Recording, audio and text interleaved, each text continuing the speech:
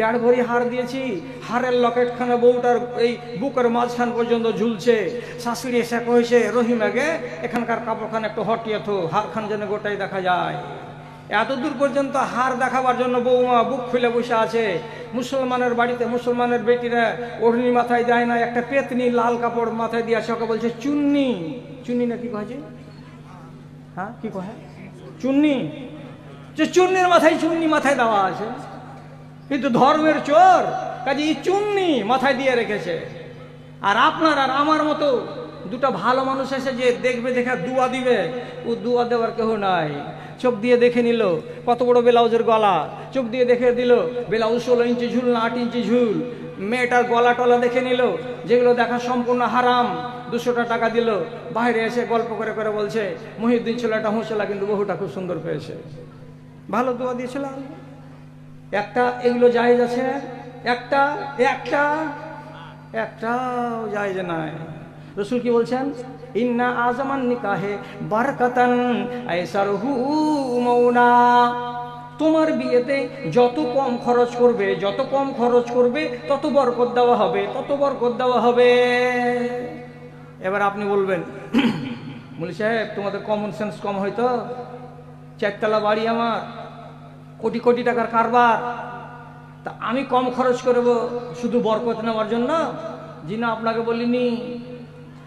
আপনাকে আল্লাহ তাআলা যতটি আওকত দিয়েছে সে অনুযায়ী করুন, গুনাহগার হবেন না। আর যে ছেলেটা মাঠে হাঁকতে গেলে ওর গুহে মাসি বসে না, ও যদি কহে 12 খান বোলেরো কার নিয়ে যাব, ওর কপালে জুতো মারেন। কোনটা ছেলে বর্তমান জামানাতে প্যান্ডেল না বানিয়ে আর রাতের বেলায় ডিজে না বাজিয়ে 12 খানা বোলেরো নিয়ে আর 1 খানা বোলেরোকে ফুল দিয়ে সাজিয়ে বিয়ে করতে যায়? একটা হাত তুলে বলো তো আমি বিয়ে করেছি এরকম করে। আছে? একটাও পাওয়া যাবে না। কেউ এরকম করে বিয়ে করে না। কেন? আওকতের বাহির খরচ করবে। রাসূল যেটা বলেছেন সেটা মানবে না। না মানবা তো কি করব আমি? কেন মানো না জি? না মানার কারণ হলো যে ভিতরে আল্লাহর দেওয়া ওই ভয়টা নেই, হাদিস মানার মানসিকতা নেই, কোরআন মানার মানসিকতা নেই। আমরা এমন যুগে এখন পা দিয়েছি, সুন্নতি তারিকায় বিয়ে হলো, আড়ম্বরপূর্ণ বিয়ে নয়, এটা একদম সাদামাটা বিয়ে, কোনো খরচ টরচ নাই।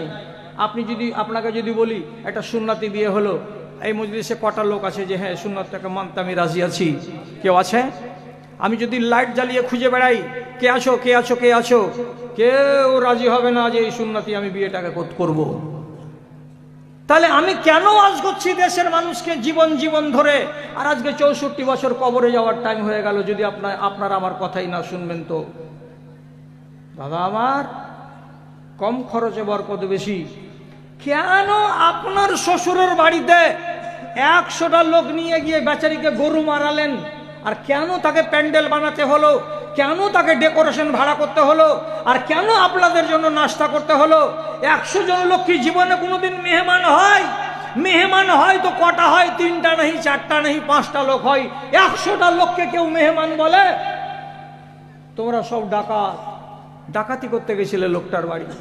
গেলে কেন এতটি লোক? গেলে তো খেলে কেন ওর বাড়ি? কে তোমরা ওর বাড়ি খাবার? লোকটা যদি ওই টাকাটাকে আপনি বরবাদ না করতেন, সব মিলিয়ে জুলে 60,000 টাকা, কোন একদিন নিজের বেটি আয়েশাকে বলতো, বেটি রে তোকে 60,000 টাকা দিলাম, সংসারে কিছু করে টোরে খাবি। বুদ্ধ যদি 8 খানা বোলেরো ভাড়া 4,000 করে ভাড়া দিয়ে এখান থেকে বাবলা কমলপুর না যেত, তাহলে 4-8 32,000 টাকা তার বাঁচত। আর একটা ফুলের ডেকোরেশন করা ট্যাক্সি তার খরচ হলো 9,000, ওটাও বাঁচত। এই টাকাটি কাজে লাগতো। ওর বাবা বলতো আর একদিন, বেটা ইব্রাহিম তোকে 1 লাখ টাকা দিচ্ছি, কিছু ব্যবসা ট্যাবসা কর বেটা। বাপও সুন্নাত মানতে রাজি নাই, বেটাও সুন্নাত মানতে রাজি নাই, শ্বশুরও সুন্নাত মানতে রাজি নাই, শ্বশুরের বেটিও সুন্নাত মানতে রাজি নাই। আমরা কি ধরনের চলতে চাইছি? আমার মন যেভাবে চলবে আমি সেভাবে চলতে চাইছি। আল্লাহ, আমি আমার মন মতো চলবো আর তারপরে বলবো যে আমি মুসলমান, এটা জীবনে কোনোদিন হতে পারে না। কতটি ওয়াজ শুনবেন? আম্মা আয়েশা বাড়িতে হঠাৎ এই ডিউটি দিয়ে একটা মেয়ে ছেলে ঢুকলো। মেয়েটির নাম কি? সাফিয়া। কার বেটি? আব্দুর রহমানের। আব্দুর রহমান কার বেটা? আবু বকরের বেটা। তাহলে আবু বকরের পতিন আর আয়েশা রাদিয়াল্লাহু তাআলা আনহার ভাতিজি ফুফুর বাড়ি বেড়াতে এলো, মাথাতে কাপড় কেমন, আম্মা আয়েশা বর্ণনা করছেন সহি হাদিস, একটুকাও জাল নয়, সবখানি সহি বলছি। কি ওয়া আলাইহা খিমারুন রাকিকুন ইয়াশফু দুনাহা, ভাতিজির মাথাতে একটা ওড়নি আছে, ওড়নিটা এত পাতল এত পাতল এত পাতল যে ওড়নি দিয়ে তার নিজের ভাতিজির ঘাড় দেখা যাচ্ছে, গলা দেখা যাচ্ছে, এত পাতল ওড়নি চাপিয়ে আছে। আম্মা আয়েশা জোর করে রেখে বলছেন, শুনে এখানে, এদিকে আয়। ভাতিজি থরথর করে কাঁপতে কাঁপতে ফুফুর সামনে খাড়া হয়েছে। ফাখাযাতহা ফাশাক্কাতহা, আম্মা আয়েশা করলেন কি, ভাতিজির মাথা থেকে পাতল ওড়নিটাকে টেনে নামিয়ে দিলেন, আর দেওয়ার পরে তাকে দু টুকরো করে ফেড়ে দিলেন, আর দেওয়ার পরে বলছেন, এই ওড়নিটা জীবনে যেন তোর মাথায় দেখতে না পাই, আমি ফেড়ে দু টুকরো করে দিয়েছি, বাড়ি গিয়ে এটাকে সেলাই করে নিয়ে এটাকে ল্যাপের খোল বানিয়ে নিবে, তাও কাজ দেবে, কিন্তু তোমার মতো একটা যুবতী বেটি ছেলের মাথায় এইরকম পাতলা ওড়না চলবে না, জীবনে যেন দেখতে না পাই। এ কথাটা বলে আম্মা আয়েশা নিজের ঘরের ভেতর থেকে আর একখানা ওড়না নিয়ে আসলেন, যে ওড়নাটা ছিল গপস এবং মোটা, মোটা ওড়নাটা নিজের ভাতিজির মাথায় চাপিয়ে দিলেন। দেওয়ার পরে বলছেন, এই ওড়নাটা পরেই তুমি বাইরে যাবে, আর এই ওড়নাটা পরেই তুমি তোমার কাজের জন্য আসবে, এছাড়া তোমার কাঁধে যেন জীবনে কোনোদিন পাতল ওড়না দেখতে না পাই। কেন রে ভাতিজি, কেন রে, কেন রে? এই জন্য করলাম রে ভাতিজি, একটা নারী যদি জান্নাতে যেতে চায় তো তার এক নম্বর শর্ত হলো কি, তাকে পরেশগার হওয়ার জন্য শর্ত হলো কি, তো তাকে পর্দানাসীন হতে হবে। নারী যদি পর্দানাসীন না হয়, না হয়, না হয়, তাহলে তার নমাজও কাম দেবে না, তার রোজাও কাম দেবে না, তার কোনোই ইবাদত কাম দেবে না। এই জন্য নবীজি কড়া করে হাদিসে বলেছেন, কোনো রমণী যদি পর্দা না করে আর কোনো রমণী যদি পাতল কাপড় পরে পরে চলে, তাহলে এই রমণী আল্লাহর জান্নাত তো যাবেই না, আল্লাহর জান্নাতের সেন্টও পাবে না। কত দূর থেকে? তো 40 বছরের রাস্তা থেকে। নমাজ পড়লাম, পর্দা করলাম না, জান্নাত হাত ছাড়া। এই জন্য সকল মুহাদ্দিসিন বলেছেন, একটা নারী যদি পর্দা না করতে শিখে তাহলে ওকে আগে পর্দা শিখাও, তারপরে নমাজ পড়তে বলো। কেন যে বিনা পর্দা করে কোনো রমণী যদি এই কাজ করে তাহলে ইবাদতগুলো কবুল হবে না, তার কাজ দেবে না। কত শিখায়, কতটি জিনিস আপনাকে আর শিখাতে হবে। বন্ধুরা আমার, এইভাবে বলে বলে বলে বলে আমি আমার কওমকে এত সজাগ সচেতন করে দিয়েছি, কিন্তু শুধু একটি মাত্র দোষ হলো আপনার আর আমার মাঝখানে, এই আমাদের কোনো জিনিসের অভাব নাই, শুধু একটা জিনিসের অভাব আছে, যে আমরা মানতে পারি না, আমরা মানতে রাজি নই। আর সাহাবীদের চরিত্র হলো কি, কোনো একটা কথা জানে না, আর যদি কেউ বলে দিল তো সাথে সাথে তখনই মেনে নিল, এটা হলো তাদের নীতি। দলিল প্রমাণ, রসুলের একটা হাদিস আছে, রসুল বলছেন, নি'মার রাজুল খুরাইম। আরে মদিনাতে একটা জুয়ান ছেলে আছে, তার নাম খুরাইম। খুরাইম ছেলেটা কত ভালো জি, যদি তার দুটা রোগ না থাকে। কথা বুঝেন, শেষ করে দিচ্ছি, লম্বা করবো না। খুরাইম ছেলেটা কত ভালো হতো যদি তার দুটো রোগ না থাকতো। কি দুটো রোগ? তো রাসূলুল্লাহ বলছেন, তুলো জুম্মাতেহি ওয়া ইসবালু ইজারিহি। লোকটার ঘাড়ের চুলগুলো সুন্নতি, যার নাম হলো জুম্মা। তো জুম্মা চুল ঘাড় বরাবর হয়ে থাকবে, ঘাড়ের উপরে চড়ে নিবে না। কিন্তু খোরাইম ছেলেটার ঘাড় পর্যন্ত তার সুন্নতি চুলগুলো নেমে গেছে, আর এটা দেখতে মেয়েদের মতো মনে হচ্ছে, এটা ভালো স্বভাব নয়। একটা দোষ।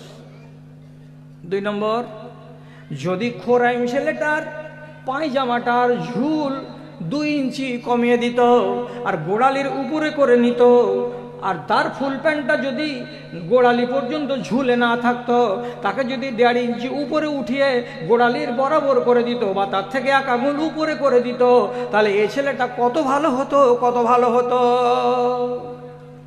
ভালো হতে বাধা কয়টা? 2টা। ভালো হতে বাধা কয়টা? তো 2টা। ঘাড়ে চুল চড়ে গেছে বড় হয়ে, আর লুঙ্গি বা পাজামা গোড়ালির নিচে নেমে গেছে। এই 2টা স্বভাব যদি ছেড়ে দেয়, তাহলে পরে ছেলেটা কত ভালো। হাদিসটা 15 দিন পরে এর ওর মাথা দিয়ে মুখ দিয়ে পৌঁছে গেল কার কাছে? খোরাইমের কাছে। খোরাইম তখন সার্টিফাই করে বলছে, হাজিহি কালান নবী সাল্লাল্লাহু আলাইহি সাল্লাম হা কাজা, এইভাবে কি রাসূলুল্লাহ বলেছেন, তুমি শুনেছ? বলছে, হ্যাঁ আমি শুনেছি, আল্লাহ পাক রাসূল এভাবে বলেছেন। যেমন কথাটা বলা, ও তো বলতে পারতো সোমবারের দিন ঠিক করে নিব, আজকে হলো বুধবার, তাহলে বৃহস্পতিবার, শুক্রবার, শনিবার, রোববার, সোমবার, 4 দিন টাইম নিবে না। ওটা করলো না, সাথে সাথে দৌড়ে গেল বাড়ির দিকে। আর বাড়ির দিকে দৌড়ে গিয়ে ফাঁকা যা সুফরাতান একটা চাকু নিল, তেজ চাকু। পরকে না ডেকে নিজে নিজেই ঘাড়ের চুলগুলোকে কেটে ছোট করে নিল। আর তারপরে নিজের পায়জামাটাকে খুললো, আর খোলার পরে তাকে 2 ইঞ্চি কেটে নিল, আর নেওয়ার পরে তাকে গোড়ালির উপরে উঠিয়ে দিল। যখন 2টা সংশোধন তার হয়ে গেল, তখন নিজে নিজেই বলছে, বাহারে খোরাইম, বাহারে খোরাইম, আহারে খোরাইম, আহারে খোরাইম, তোমার মতো ছেলেটা কত সুন্দর ছেলে, যার ভেতরে একটাও দোষ নাই, একটাও দোষ নাই। ভুল দেখতে পাওয়া গেল, জোহরক্তে বললে তো আসরক্তে মেনে নিল। আর আজ যদি আপনার ভেতরে কোনো ভুল দেখতে পাই, আর আপনাকে যদি আমি সাবধান সজাগ করি, আপনি বলবেন এবার ওয়াজ করে যাও, আগামী বছর আসিও, তারপরে তখন দেখবো ভেবে চিন্তা। কতদিন সময় নেবেন? মাত্র 1 বছর। তাতেও বদলে যাবেন কি?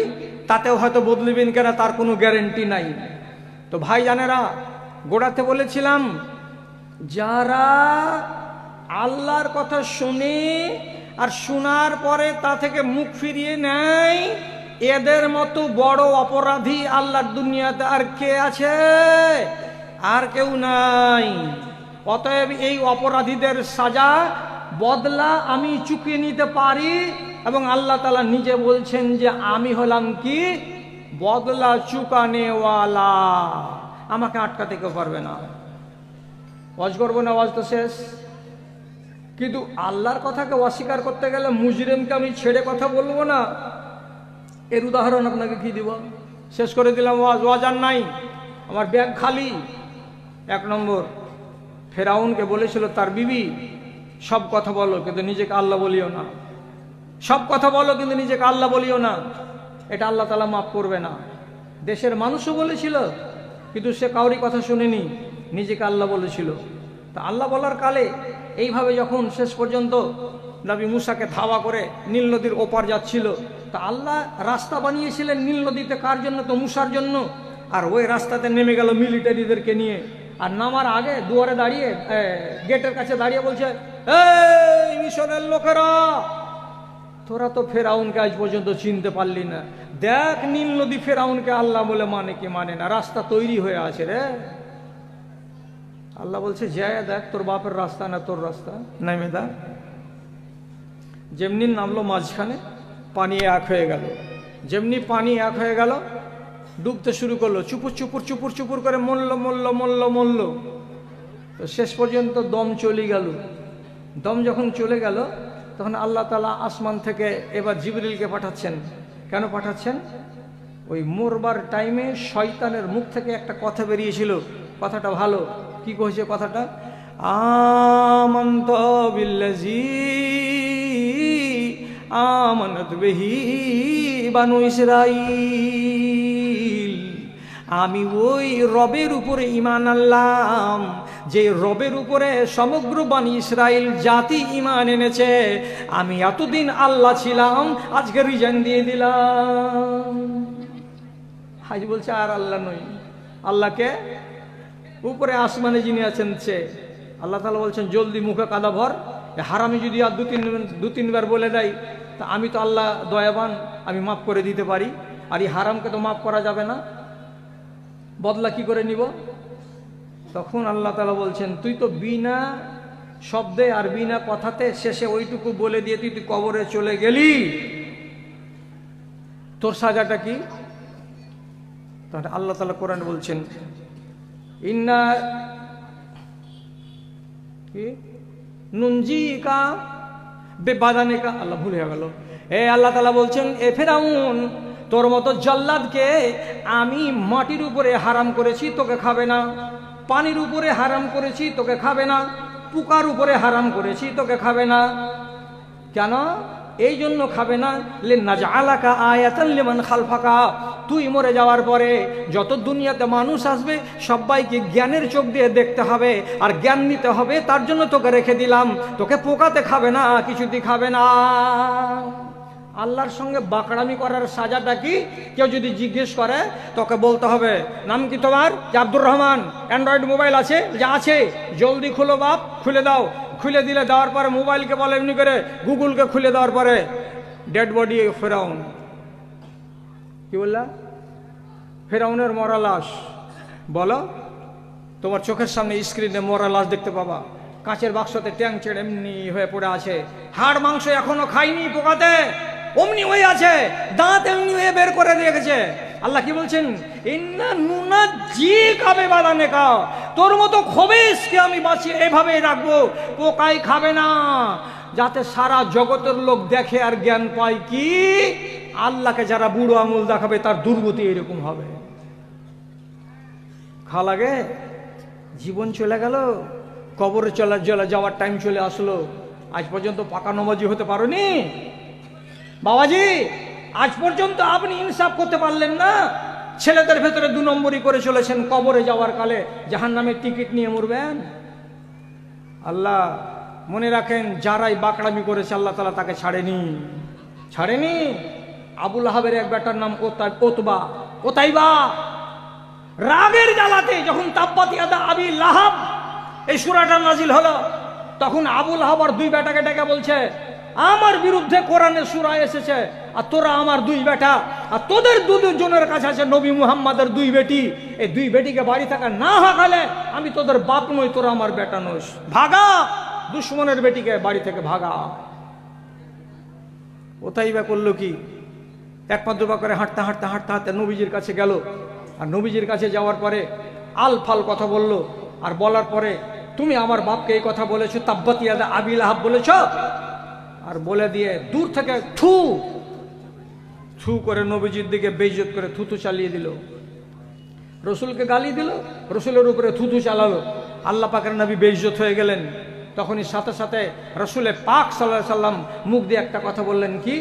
আল্লাহুম্মা সাল্লি আলাইহি কালবান মিনকা লা বাকা। এ পরওয়ারদিগার, তোমার নবী যে বেগুনাহ, যে অপরাধ করেনি, এমন নিরপরাধ মানুষটাকে এইরকম করে লান্তান করে গালি দিয়েছে, এই ষাঁড়কে আল্লাহ তাআলা তুমি দেখে নিও। যেই মালাউন আমাকে বকলো আর আমাকে গাল দিল আর আমার বেটিকে তালাক দিয়ে দিল, আল্লাহ তুমি এর উপরে তোমার একটা কোনো একটা কুকুরকে নিযুক্ত করে দাও, ওই কুকুরের কামড়ে যেন এই কুকুর মরে যায়। শুনতে পেলেন? এইবার 3 মাস পরে ব্যবসা করতে বাহির যখন হচ্ছে, তো 12-14টা লোকের কাফেলা ওখানে যে আবু লাহাব কইছে, এই দলের লোকেরা, আনা আশাদ্দুন নাসে আখওয়াফু আলাইহি মিন দুআইন নবী। মুহাম্মদকে মানি না, কিন্তু মুহাম্মাদের দুয়ার উপরে আমার বিশ্বাস আছে, এই জন্য আমাকে খুব ভয় লাগছে আমার বেটাকে বলে। নবী মুহাম্মদ বদদুয়া করেছে, আল্লাহ এর উপর একটা কুকুর লাগিয়ে দিও।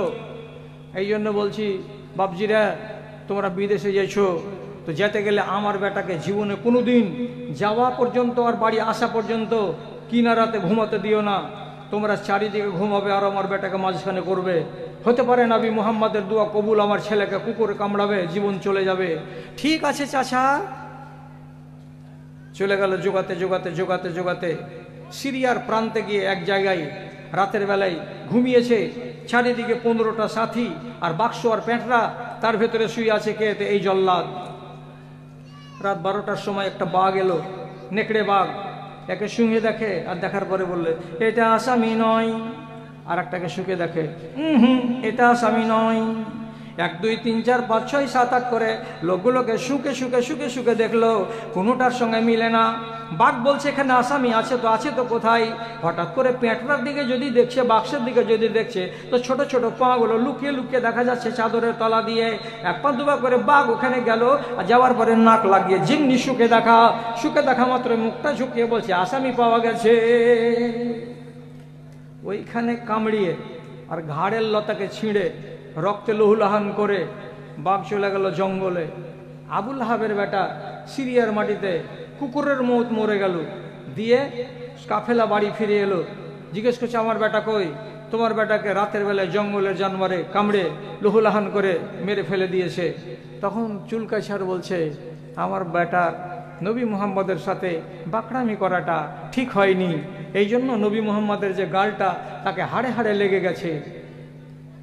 যারাই বাকরামি করবে তাকে আল্লাহ তাআলা ছেড়ে কথা বলবেন না। আমি আর আপনি যদি বাকরামি করি, হতে পারে বড় কোনো রোগে পড়ব। আমি আর আপনি যদি আল্লাহর বিরুদ্ধাচরণ করি, তো হতে পারে মরবার কালে আমার মুখ দিয়ে কলমা বের হবে না।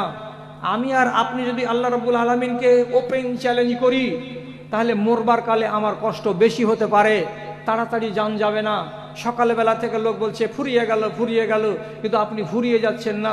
বেলা কেটে যাচ্ছে, রাত কেটে যাচ্ছে, নিঃশ্বাস উঠছে না, খালি মরার বাকি আর দেহটা শান্ত হওয়াতে বাকি, কিন্তু মানুষের অপেক্ষার শেষ নেই, আর আপনার জানটা যাবে না। কত রকমের যে আযাব আল্লাহ রাব্বুল আলামিন দুনিয়াতে রেখেছেন, আর সেইগুলো আযাবের মুখামুখি করে আল্লাহ তাআলা বলছেন আমি অনেকটা মানুষের দুনিয়াতে বদলা চুকিয়ে নি। কেন? যে আমি হলাম এমন জাতের জাত, আমি বদলা চুকাতে অত্যন্ত শক্তিশালী।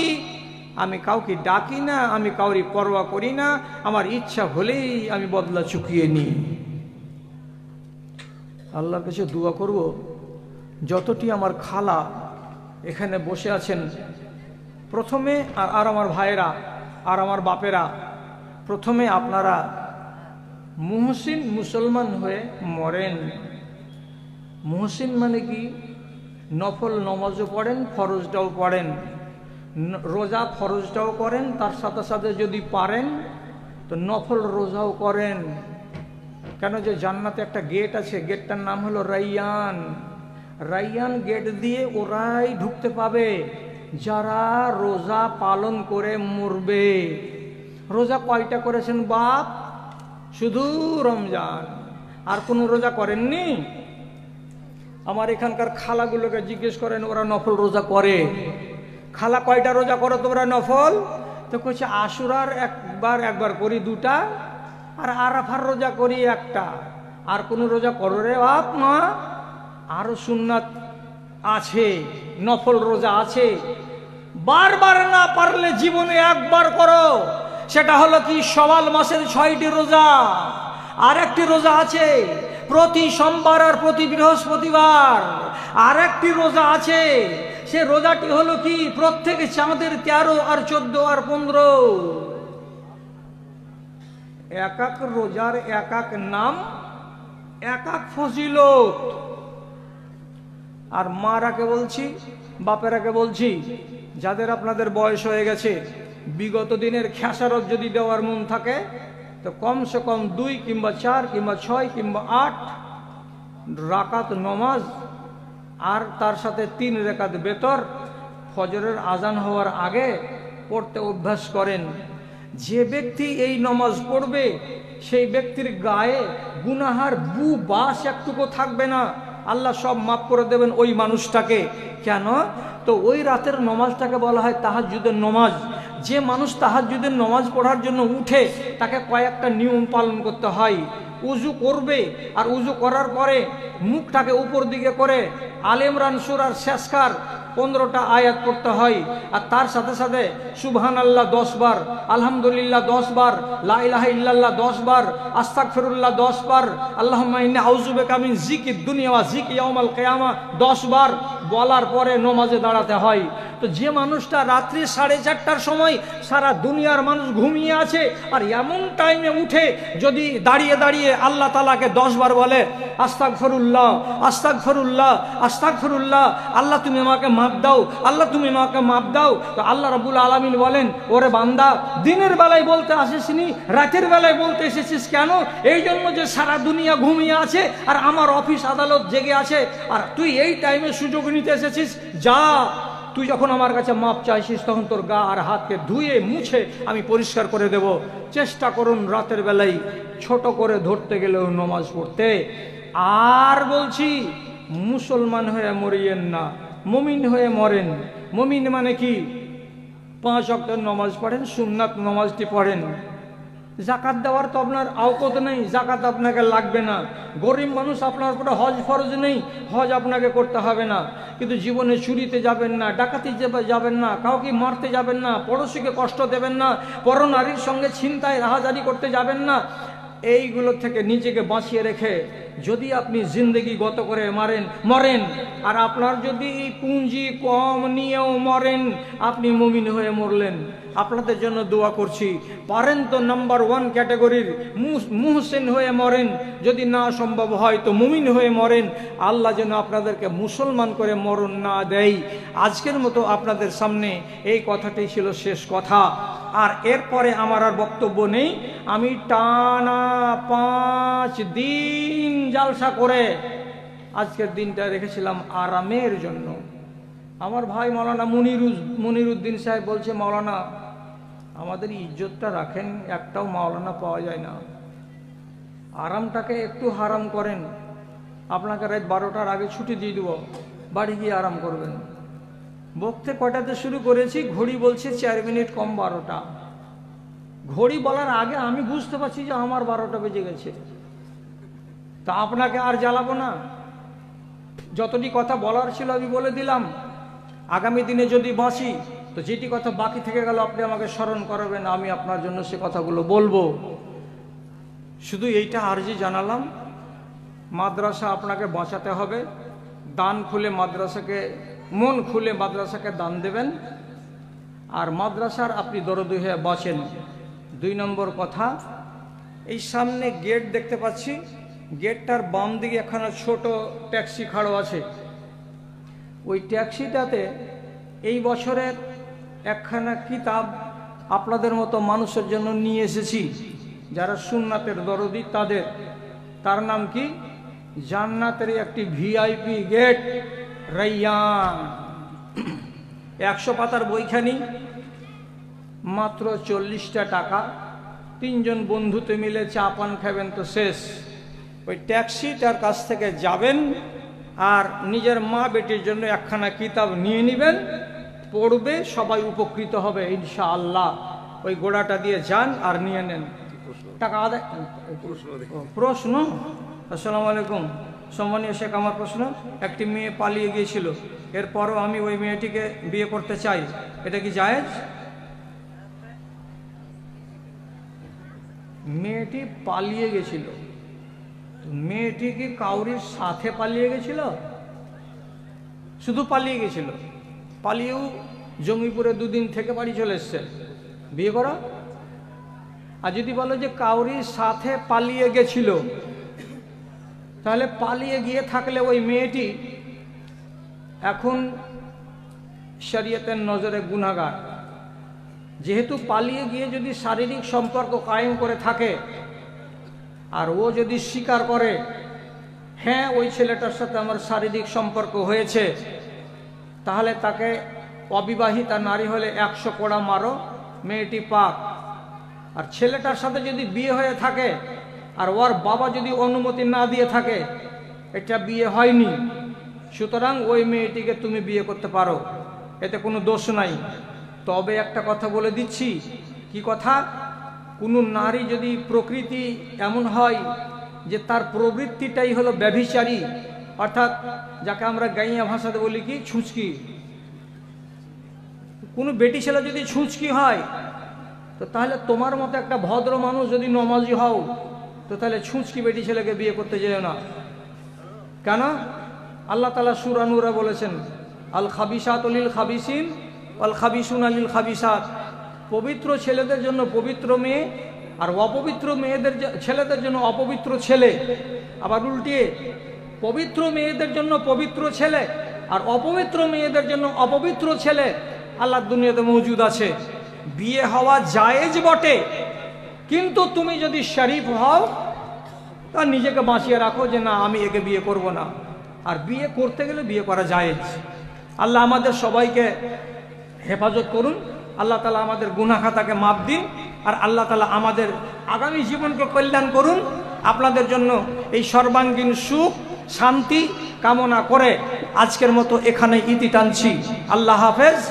মায়েরা আর ভাইয়েরা গাড়ির গোড়া দিয়ে যখন যাবেন ভিড় করবেন না, যদি না পান তাহলে আবার কয়দিন পরে দক্ষিণ গ্রামে নাসমুল হক সাহেবদের মুমিন টোলাই আবার জালসাতে আসবো।